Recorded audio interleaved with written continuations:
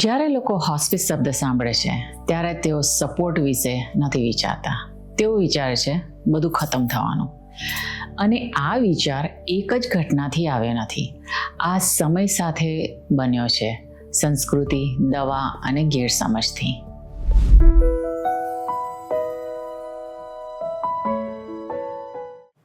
હું નર્સ રૂપલ છું, હોસ્પિસ અને પેલિએટિવ કેરમાં સ્પેશિયાલિટી કરનારી એક રજિસ્ટર્ડ નર્સ. આજે હું તમને એક એવી વાત સમજાવવા માંગુ છું જે હું વારંવાર જોઉં છું, હોસ્પિસ વિશે. હોસ્પિસ વિશેનો કલંક એ ક્યાંથી આવ્યો અને આજે ફેમિલીઝને કેમ અસર કરે છે. ઘણા લોકો મોડર્ન હોસ્પિસ કેરને એક બ્રિટિશ ડૉક્ટર અને નર્સ સિસિલી સોન્ડર્સ એની સાથે જોડે છે. 1967માં તેમણે લંડનમાં સેન્ટ ક્રિસ્ટોફર્સ હોસ્પિસ શરૂ કર્યું.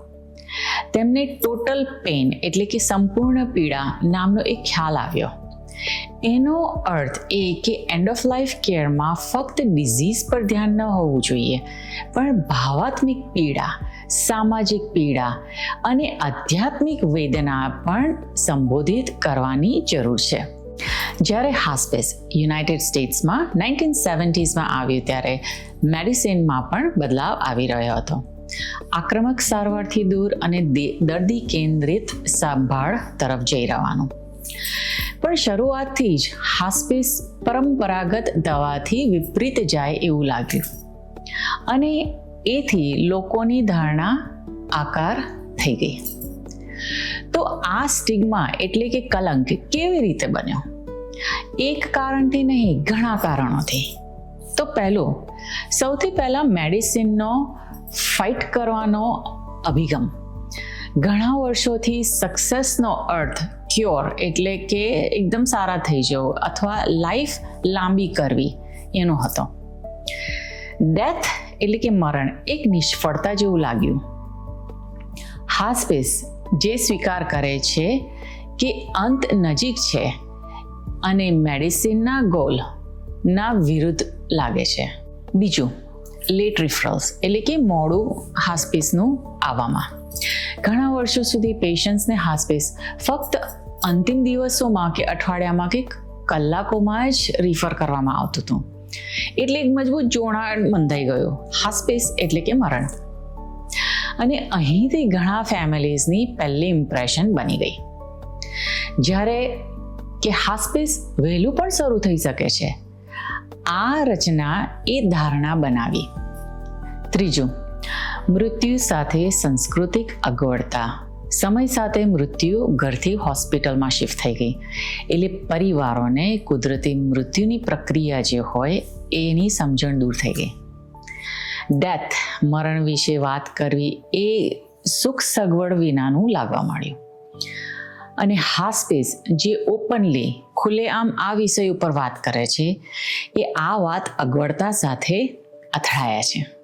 ચોથું, લેંગ્વેજ, ભાષા જે ફેમિલીઝ સાંભળે છે. ઘણા ફેમિલીઝને કહેવામાં આવે છે હવે આપણે વધુ કશું કરી શકતા નથી અને પછી હોસ્પિસની વાત થાય છે તો એવું લાગે છે કે કેર એટલે કે સારવાર બંધ થઈ રહી છે, કે મેડિસિન પાછળ હટી રહી છે.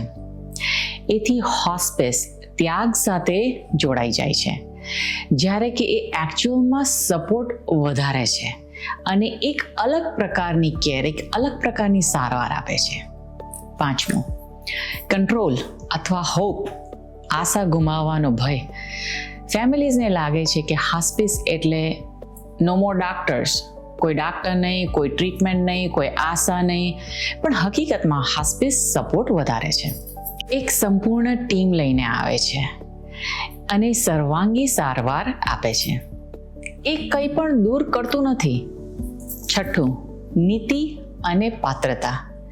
યુએસમાં હોસ્પિસ સામાન્ય રીતે ત્યારે આપવામાં આવે છે જ્યારે ટ્રીટિંગ ફિઝિશિયન કે ટ્રીટ કરનાર ફિઝિશિયન જે હોય એ અંદાજે એ 6 મહિનાનું કે ઓછું આયુષ્ય બાકી રહ્યું હોય ત્યારે એને કન્સલ્ટ આપે છે.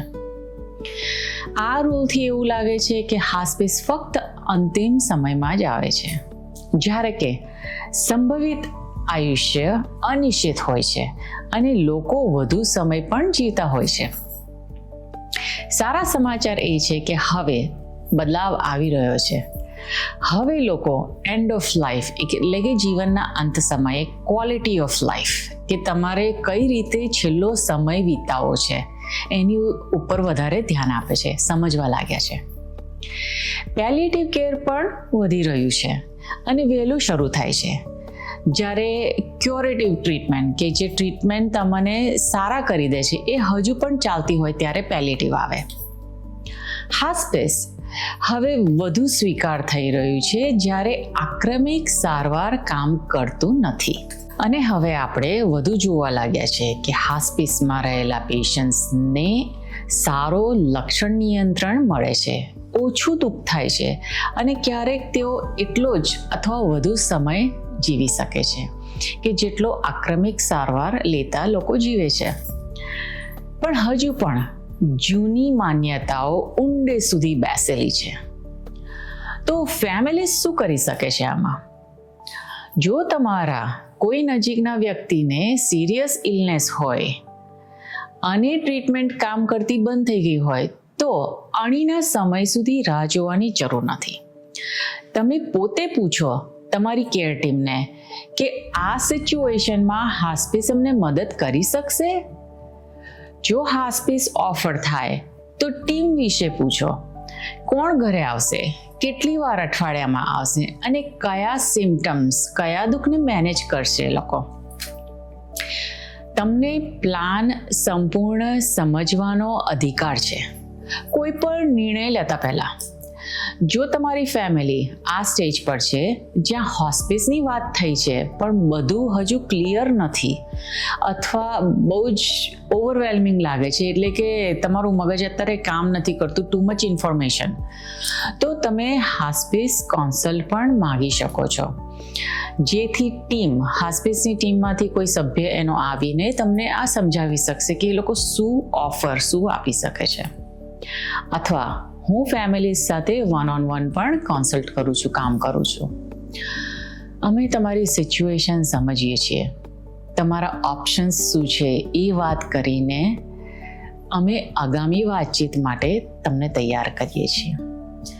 તો આ વસ્તુ માટે તમારે વધારે જાણવું હોય તો nursrupal.com ઉપર તમે જઈને કન્સલ્ટેશન ફોર્મ ભરી શકો છો.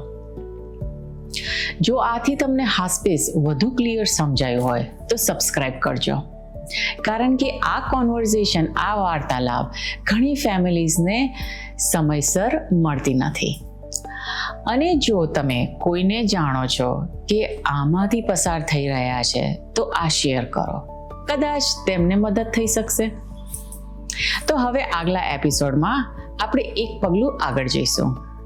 હોસ્પિસ ટીમમાં ગુડ ક્લિનિકલ પ્રેક્ટિસ એકચ્યુઅલમાં શું છે, ફેમિલી શું એક્સપેક્ટ કરી શકે છે અને ક્વોલિટી કેર ખરેખર કેવી લાગે છે. તો હવે આપણે મળીશું નેક્સ્ટ એપિસોડમાં.